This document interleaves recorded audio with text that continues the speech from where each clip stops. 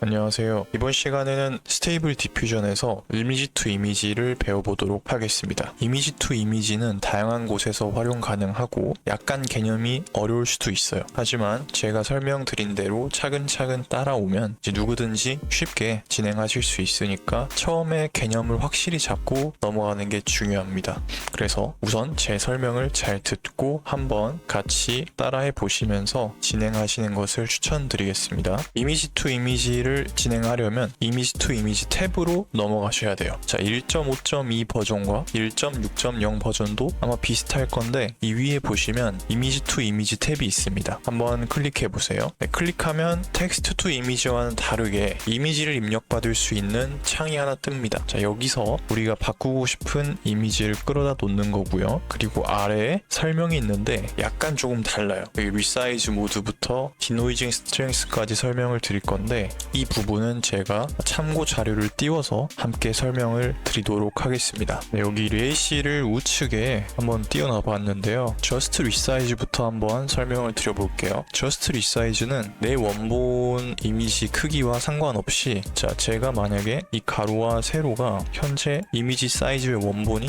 512이고 세로가 768이에요. 그런데 나는 그냥 512 더하기 512로 만들고 싶다. 그리고 저스트 리사이즈를 클릭하게 되면 이 우측에 나와 있는 이미지처럼 그냥 그 비율은 상관없이 512 곱하기 512 사이즈로 만들어줍니다. 그러니까 비율을 고려하지 않고 만드니까 이미지가 깨지겠죠. 그래서 저스트 리사이즈를 선택하실 때는 원본 이미지와 같은지 점검을 하시고 클릭을 하셔야 됩니다. 자, 그럼 두 번째로 크롭 앤 리사이즈가 있는데 이 크롭 앤 리사이즈는 뭐냐? 원본에서 해당 부분만 해당 크기만큼 잘라서 이제 키워주겠다, 뭐 사이즈를 다시 만들어주겠다 이건데 우측 이미지를 보면 조금 이해가 쉬우실 수 있어요. 자, 512 곱하기 768 원본에서 512 곱하기 512를 입력하고 크롭 앤 리사이즈를 하면 가운데 부분, 그러니까 512 곱하기 512 부분에 해당되는 부분만 잘라내서 그쪽만 비율에 맞춰서 이미지를 새롭게 생성을 해주는 거죠. 그러니까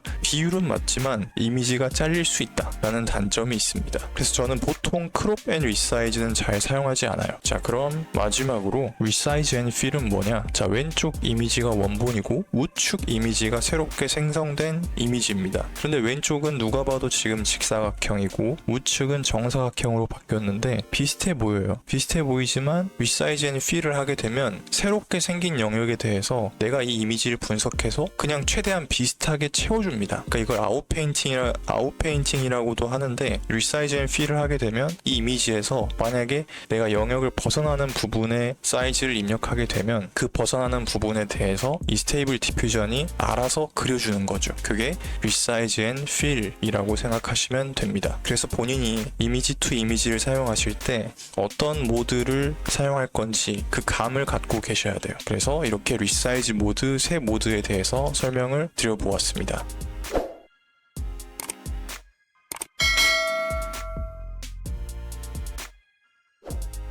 자, 그리고 밑으로 내려오면 샘플링 메소드와 스텝은 텍스트 투 이미지에서 사용하는 것과 동일합니다. 샘플링 메소드는 저는 주로 dpm++ sd keres를 쓰고 샘플링 스텝은 20에서 30 사이의 값을 줍니다. 이 샘플링 스텝이 높아지면 이미지의 품질이 좋아진다라고 하지만 한 35를 넘어가면 그 차이가 별로 없고 이미지를 생성하는데 오히려 속도 저하를 일으킬 수 있다고 하니까 보통 20에서 한 30 정도의 사이의 값을 줍니다. 자, CFG 스케일은 우리가 프롬프트를 입력할 때 이 프롬프트를 얼마나 따라갈 거냐 이 수치입니다. 그러니까 CFG 스케일이 높으면 높을수록 사용자가 작성한 이 프롬프트를 따라서 생성할 가능성이 높아진다는 거죠. CFG 스케일이 1이다. 그러면 그냥 내 프롬프트랑은 상관없이 AI한테 모든 걸 맡기겠다는 겁니다. 그러면 의미가 없죠, 사실상. 그래서 보통 중간값인 7을 줍니다. 7이나 6 정도의 값 값을 주는데 그 이상의 값은 줘도 지금 이 상태에서는 깨져요. CFG 스케일을 보통 7에서 8 그 이상을 넘어서 주기 시작하면 그 값이 깨집니다. 그 값을 보정하기 위해선 또 다른 확장 기능을 설치를 해야 되는데 그 기능에 대해선 나중에 설명드려 보겠습니다. 네, 그리고 마지막으로 하이라이트 디노이징 스트렝스가 있습니다. 이미지 투 이미지에서 제일 중요한 요소라고 볼 수 있는 게 이 디노이징 스트렝스예요. 제가 이미지를 띄워서 이제 설명을 곧 드릴 건데 디노이징 스트렝스는 높으면 높을수록 내 원본 이미지의 형체가 사라진다고 보시면 돼요. 물론 나중에 컨트롤 넷을 적용하면 이 디노이징 스트렝스가 높아도 형태를 유지할 수 있긴 하지만 별다른 보정 장치가 없으면 이 디노이징 스트렝스가 높아질수록 내 원본의 형태가 사라진다라고 생각을 하시면 됩니다. 그리고 낮으면 낮을수록 내 원본의 형태는 유지하면서 체크 포인트와 로라를 섞어서 이미지를 생성할 수 있는 것이죠. 자, 전체적으로 한번 설명을 드려봤고 이제 이미지를 생성해 볼게요. 위로 올려서 이미지를 가져오는 것부터 시작을 해보겠습니다. 자, 저는 제가 미리 생성한 이 이미지를 가지고 느낌을 한번 바꿔볼게요. 자, 현재 이게 실사 느낌의 이미지니까 이 이미지를 애니메이션 느낌으로 한번 생성을 해보겠습니다. 애니메이션 느낌으로 생성을 하면 가장 쉬운 방법은 이 체크 포인트가 애니메이션 체크 포인트면 돼요. 자, 그래서 미리 준비해둔 애니메이션 체크 포인트를 사용을 하고 적용이 다 완료되면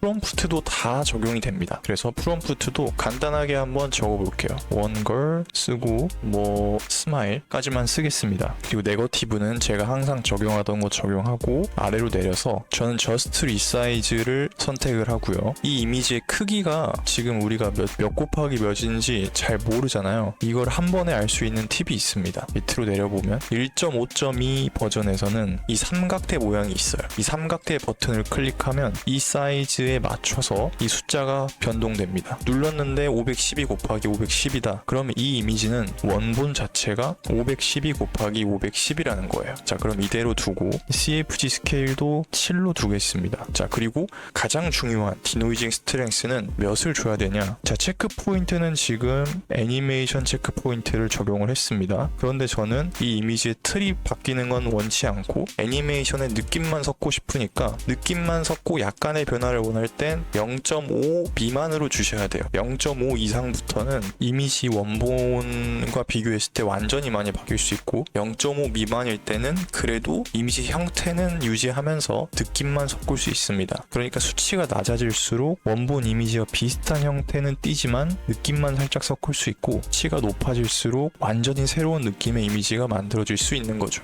그래서 저는 강도를 0.3으로 줘보겠습니다. 0.3으로 주고 위로 올려서 생성해 볼게요. 자, 결과가 나왔습니다. 자, 왼쪽 이미지가 원본이고 이 오른쪽에 있는 이미지가 이제 체크 포인트와 디노이징 강도가 모두 적용된 이미지죠. 자, 원본 이미지의 형태, 느낌은 그대로 살렸으면서 동시에 이 체크 포인트가 잘 섞여 있는 걸 볼 수가 있죠. 물론 디테일이 떨어졌지만 이런 건 다른 보정 장치를 통해서 더 예쁘게 조정을 할 수가 있습니다. 간단하게 오늘은 이미지 투 이미지에 대해서 어떻게 사용하는지 어떤 기능이 있는지에 대해 한번 알아보는 시간을 가졌습니다. 이미지 투 이미지는 스테이블 디퓨전에서 절대 빠질 수 없는 기능 중에 하나고 여러분들이 심화 단계를 거친다면 반드시 익혀야 되는 기능 중에 하나입니다. 그리고 오늘이 마지막이 아니라 이미지 투 이미지는 계속해서 제가 추가적으로 설명을 드릴 테니까요. 오늘은 이미지 투 이미지에서 기본을 배웠다라고 생각을 하시면 좋을 것 같습니다. 이번 영상은 여기까지고요. 다음 시간엔 더 좋은 내용을 준비해서 찾아뵙도록 하겠습니다. 감사합니다.